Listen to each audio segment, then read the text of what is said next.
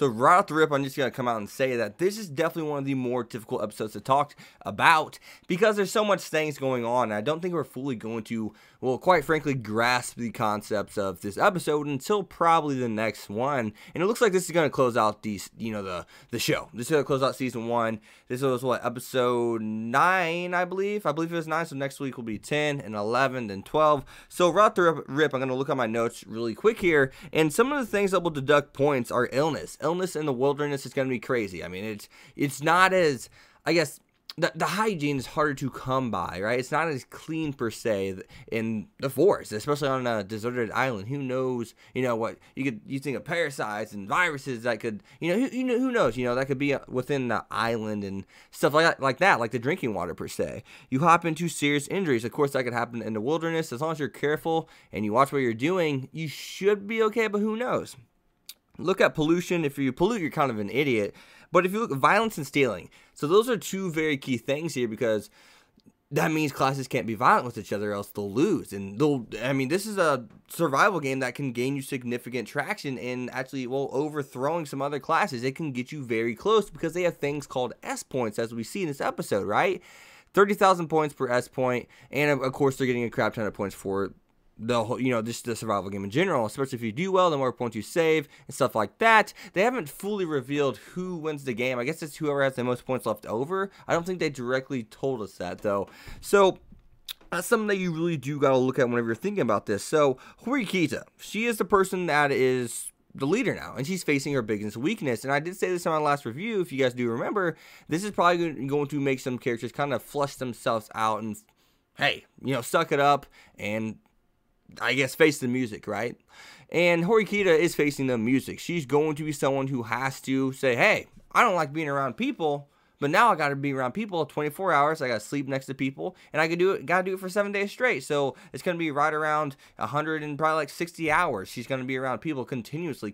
It's like customer service per se, right? So that's to be, and she's a leader, so people are going to rely on her for certain situations. And you see that this is just really bothering her. I guess you would say it's probably her anxiety rather than anything that's really getting to her, and you can clearly see that in this episode. And now I really want to talk about Ibuki. Ibuki, her own class beat the hell out of her. I mean, I don't want to I don't want to go into any details just because she's a girl or anything like that, but it's wrong regardless. Doesn't matter if it's a guy, but the fact that it was a girl, she's someone who, it's one girl against all these guys, all these other girls, and they literally beat the crap out of her. Really? Because what? She had a disagreement with you? Really? Dude, and so she couldn't even walk. She's in the wilderness. I mean, she's in critical condition. Not like she's dying per se, but she is torn up, dude. Like, she's beaten, battered. She couldn't even walk for a while. We saw that. They could clearly tell. That's why she's leaning up against that, because she is bruised, beaten, and battered. And it's really sad that she says, you guys are too trustworthy. You're not like my class. My class would never be so trustworthy. And that's sad that her class is like that. And maybe, I think this whole overarching message is going to be trust. Trust is what's going to win the game. People are starting to trust in Ikey. Ikey's someone who, he's the goofy class clown per se, but he's never someone you put online and say, hey, you are the best person, to lead us in terms of surviving. Ikey, make sure we know what we're getting in the wild. Make sure we're drinking out of good water that's not going to make us sick. Make sure we're eating berries and fruits and stuff, so on and so forth, that are going to keep us healthy and give us the nutrients we need. And Ikey's that person, or Ikey per se. I believe it's Ikey, how you pronounce it. And I even have my notes. Ikey will lead the pack. He's going to lead this class. At the end of the day, we even had Ayano saying he read the situation and he's still staying calm. He's a better man than even me. And that's something that's interesting. That's really interesting for him to say that. But, the biggest question here is, what kind of person is Ayano?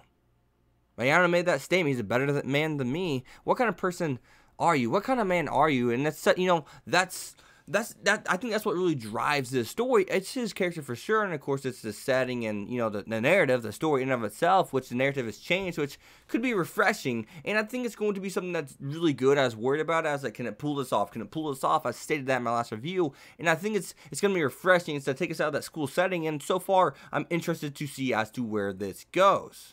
And on a side note, I do hope was it Ibuki, the girl, joins Class D like permanently. I want her to join Class D permanently. Like, if she joins Class D permanently, like, I just feel like she's a sundry character, but I don't think that's who she truly is. I just hope she becomes, like, I guess I don't want to say part of the main cast, because I still think the main cast is most definitely Horikita and Ayano. But Sakura's been getting a tremendous screen time too. So I hope she joins, like, at least part of the main supporting cast, if not, I guess, part of the main cast of Sakura, Horikita, Kushida, and Ayano. I don't think anything's going to disrupt that, because I feel like Sakura is someone who's in between main cast and main supporting cast. She's like half and half, and I hope, Ibuki becomes something of importance to the show, I guess, and it looks like she is going to this arc, so I just feel like I'm going to like the real Ibuki.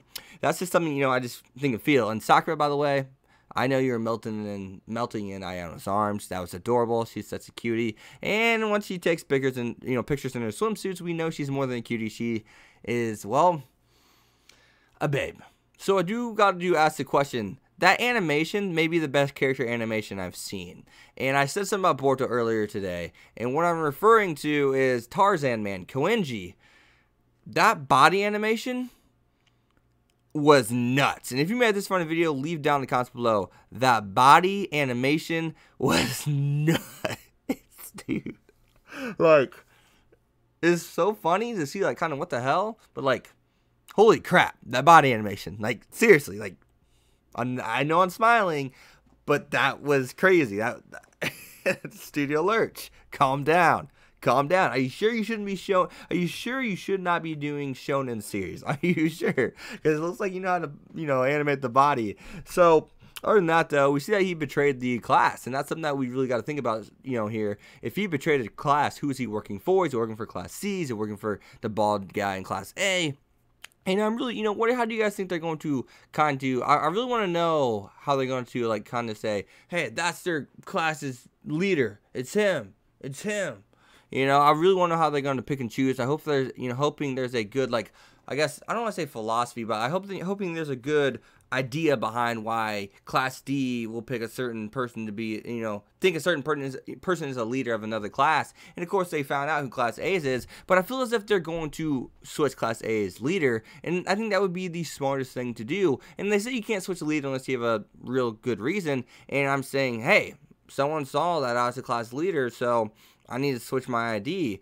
I mean, that could be a good reason. I mean, it's plausible, but I don't know how they're going to do that. But as always, guys, be sure to leave a like, comment, subscribe, follow on Twitter, X25. I'll see you guys next time. Peace. Thanks for watching, guys. And be sure to check out my Patreon down in the description below if you guys want to help me out here and help me make this a career. But what do you guys think of the episode? Leave it down in the comments once again. And I'll see you guys next time. Peace. Thanks for watching, guys.